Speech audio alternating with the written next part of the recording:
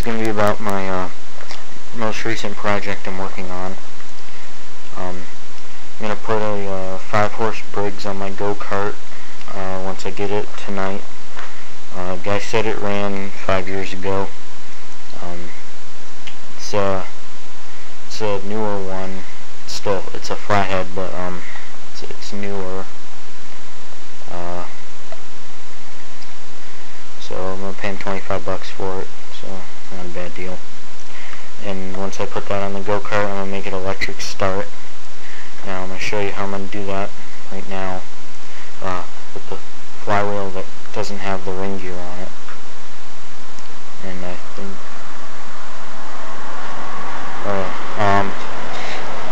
and it's gonna have the flywheel that doesn't have the ring gear around it, so you won't be able to use a gear like this. So I'll show you what I'm gonna do. It's gonna have a starter ratchet on it.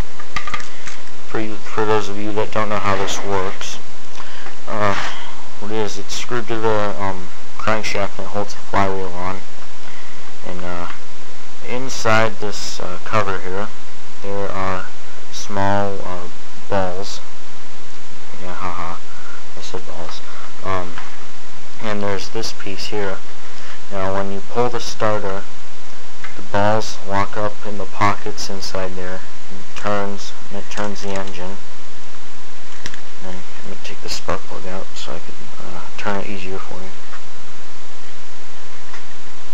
Okay, you turn this, it turns the engine. And when the engine starts and you let go of the ratchet, it does exactly how it ratchets this way. So what I'm going to do is I have this starter here. It's from a Lawn Boy, that Lawn Boy to be exact. And now before you go saying, "Oh, I killed a good Lawn Boy," well, it ran like absolute crap. Crankshaft is slightly bent, so it shakes like hell, and yeah, and it had very, very little compression, but surprisingly it still ran. But anyway, so I took the starter off of it because it's still good, and so what I'm going to do, right now I have this cover off of the gears because I'm going to put some grease in there, but so put the cover back on, so the gear's covered up now, and this piece turns, but this shaft doesn't turn, so I'm going to cut that off right at the end of here. And this is the piece that had the starter gear on it, and I cut that off. So this is like, I don't know if you can see it, but it's got like two like straight sides like that, and that's how it turns. So what I'm going to do is, I found that on the end of the starter ratchet fits a 7/8 socket very well, and that works. So I'm going to weld the socket onto this piece, so it'll just sit on there. So when you crank it, it'll lock up, and then when the engine starts, it'll just freewheel, so it won't be spinning the starter. And that's going to work pretty well, I think.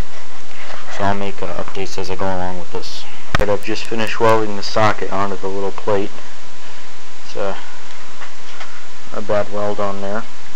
So now how this is going to work, it's going to go on here. I'm going to cut this shaft off right there, and it's going to go on and sit on there. It's kind of hard to do with my hand. There we go. It's going to sit on there like that, spin, and that's going to spin the starter ratchet. So I'm going to cut that shaft off real quick. I just zipped the little shaft off, so now you can see how it's going to go on. It's going to be like that. It's going to be on there and just like that. This is another engine I'm using just to show you. But it's gonna turn, it's gonna crank, and it's gonna crank the engine. So make another update once I get the engine.